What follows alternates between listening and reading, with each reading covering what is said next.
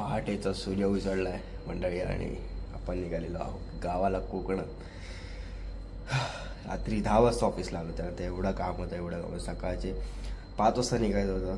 काम संपत होतं कारण की बाकीचे पोरं सुद्धा गेलेले आहेत गावाला सूर्याच्यामुळे. आणि चला लिफ्ट आले. सगळं काम सर्व पेंडिंग उडवून आणि थोडं काम बाकी आहे. सो म्हटलं चला ते बाकीचं होईल कम्प्लीट. आणि फायनली आता 7 वाजता ऑफिसवर निघतं. अजून पेट्रोल वगैरे फुल करायचे आहे टँक. सो आता आपण चाललो आहोत कोकणात, ते म्हणजे शिमग्याला चालले. वाव, खूप आनंद होत आहे. सुट्टी फायनली पास झाली आणि शिमग्याला जायचं आहे. मोठं ब्लॉगिंग कमी होईल बट मोठं ब्लॉग नको. त्याच रस्त्याला किती वेळा मोठं ब्लॉग करणार. खूप वेळा मोठं ब्लॉग केलेला आहे आणि रोडचे अपडेट काय देणार की आता म्हणजे खूप साऱ्या गाड्या गेलेल्या आहेत. आता काय होम लागून झाला त्याच्यामुळे काय अपडेट देण्याची मला वाटत नाही गरज आहे. पाठवून लोक येतात, लोक गेली भरपूर. आता सीट भेटत नाही, तिकीट भेटत नाही, काय नाही. चला गाडी पहिल्यांदा रेडी करतो आपली. इकडे आपली पार्किंग.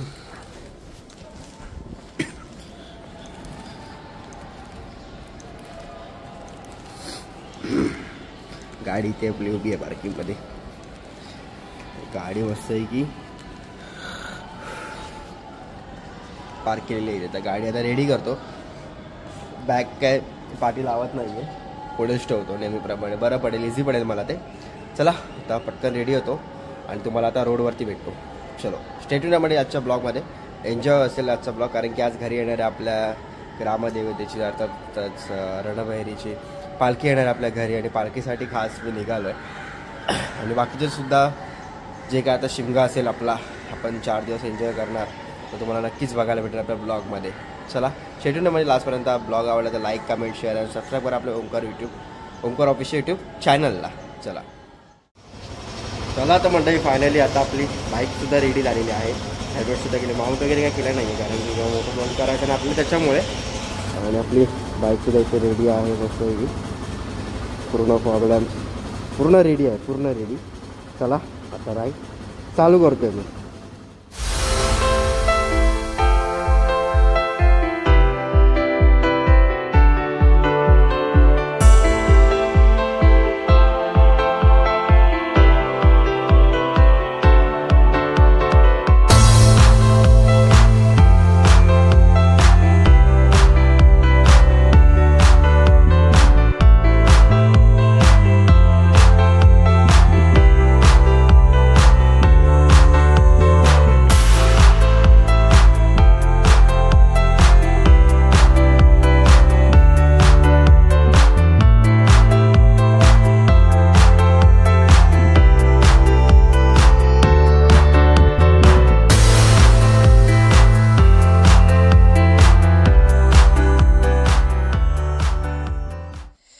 मंडई दुपारचे वाजलेले आहेत 2 वाजता घरी पोचलो आहे. 7:30ला ऑफिसवरून निघालो. पेट्रोल वगैरे भरेपर्यंत जोगेश्वरला वाजले मला 8 वाजता जर्नी चालू केलेली आहे. पनवेलला नाश्ता, त्यानंतर महाडला एक स्टॉप, त्यानंतर फायनली 2 वाजता घरी पोचलो आहे. सुकून. रस्ता मस्त होता. तर माणगाव आणि इंदापूरला ट्रॅफिक लागली त्याच्यामुळे थोडा उशीर झाला घरी यायला. फायनली शिमग्याला घरी आलेलो आहे.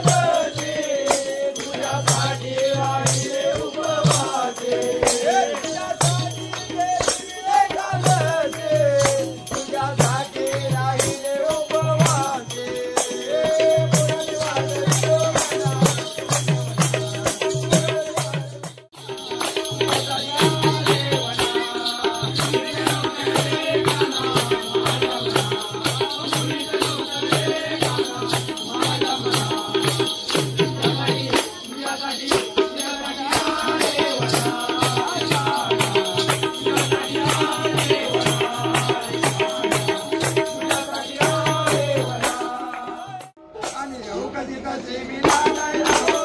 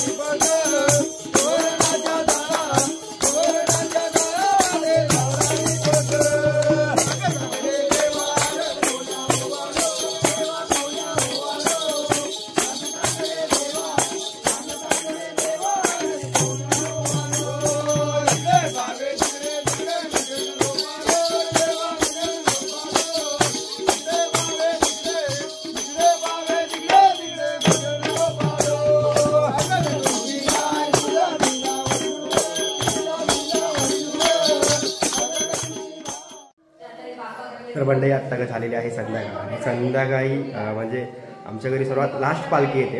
त्याच्यामुळे आता सर्व खेळी जसं की आता तुम्ही बघितलात की पारंपरिक तमाशा जो गावाकडे असतो ते म्हणजे गोमूचा नाच आता जेवून गेला. आता काठखेळ येते. काठखेळ आल्याच्या नंतर पालखी येणार आपल्या देवाची. पालखीपर्यंत कमीत कमी तरी 9 वाजतील आणि आज खूप घरी गोंधळ आहे. सर्व दादा वगैरे आमची छोटीसुद्धा आलेली आहे. सो शिडून म्हणजे ब्लॉगमध्ये मजा येईल आजच्या ब्लॉगला. आता काठखेळ येते. काठखेळ तुम्हाला मी दाखवतो. आणि ही आमची छोटी आलेली आहे. ओवी हाय कर. ओवी हाय कर. हाय हाय.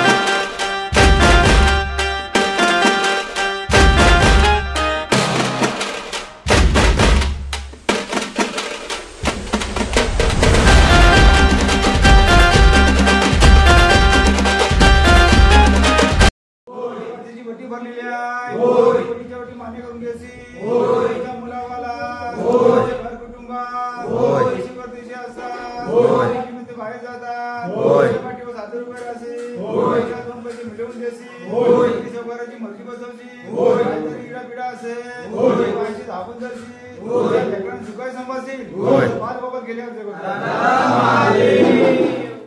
वर्षाने गेला बाहेर पडलेल्या त्यांची बहीण चुंबन वड्डी भरलेली आहे वर्षाची मान्य करून जशी मुलावाला घर कुटुंबात वर्षी असतील बाहेर जात असतील पाठीवर साधू रुपये असतील दोन पैसे मिळवून देशील सहकाराची मर्जी बजावशील जरी इडा पिडा असेल पायाची धावून जाशील लेकरांना चुका समजशील बाल बाबा गेले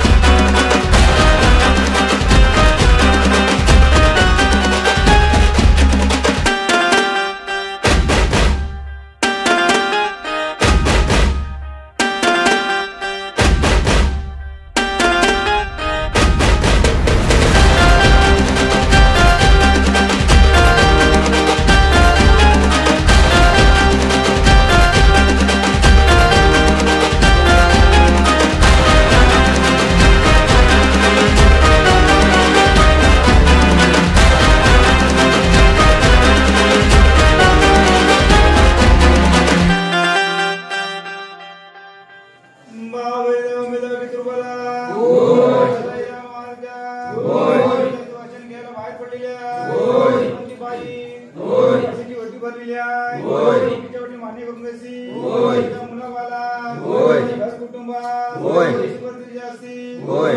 बाहेर जात असतील पाठीवर साधू रुपये असतील दोन पैसे मिळवून देशील चौकाराची मर्जी बजावशील जरी इडा पिडा असेल पाठीवर साधू रुपये असतील दोन पैसे मिळवून देशील काही जरी इडा पिडा असेल पायाशी दाबून धरशील लेकरांना सुखा संभाळशील बाल गोपाल गेले